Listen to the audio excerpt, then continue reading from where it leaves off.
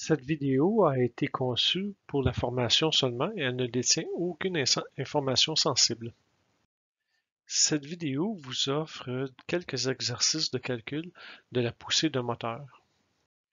Vous pouvez arrêter la vidéo, la mettre sur pause, le temps de faire vos calculs et la réponse vous sera donnée par la suite. Ne pas oublier de diviser le poids de la masse par la gravité. Avec le système impérial, nous sommes obligés d'enlever la gravité, parce que la masse ne considère pas la gravité. F est égal à ma, et on parle de masse. Donc, on fait, pour la formule, c'est la force est égale au nombre de livres divisé par la gravité fois le taux d'accélération. Ce qui fait que pieds par seconde carré va être annulé par la gravité. Il nous reste donc juste des livres. Vous pouvez arrêter la vidéo, la mettre sur pause, le temps de faire vos calculs et la réponse vous sera donnée par la suite.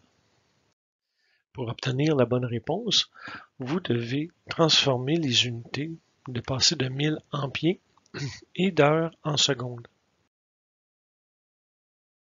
Vous pouvez arrêter la vidéo, la mettre sur pause, le temps de faire vos calculs et la réponse vous sera donnée par la suite.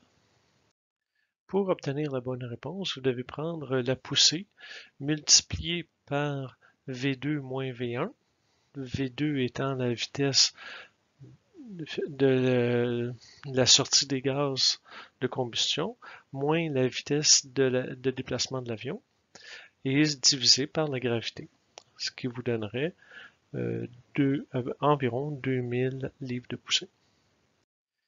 Nous trouvons ici la poussée nette. La poussée nette, c'est vraiment la poussée que le moteur donne lorsque l'avion est en déplacement. On voit une grande différence entre la poussée brute et la poussée nette. C'est avec la formule du turboréacteur que vous allez pouvoir regarder l'influence de chacun des termes dans le moteur, c'est-à-dire le terme du déplacement de la masse d'air. Donc, vous faites le débit d'air sur la gravité multiplié par V2 moins V1, plus le débit de carburant fois la vitesse finale divisé par la gravité, plus l'air de la tuyère multiplié par le delta pression. Donc ici, on peut voir que le débit de carburant n'a pas un gros effet sur la totale de poussée du moteur. Je vous demande de trouver ici la poussée de la turbosoufflante. Donc c'est la même formule que le turboréacteur, à l'exception que nous ajoutons les composantes de la soufflante. Donc la composante de la soufflante, c'est le débit de la soufflante divisé par la gravité, multiplié par le delta vitesse. Le delta vitesse, c'est la vitesse à la sortie de la soufflante moins la vitesse de l'avion.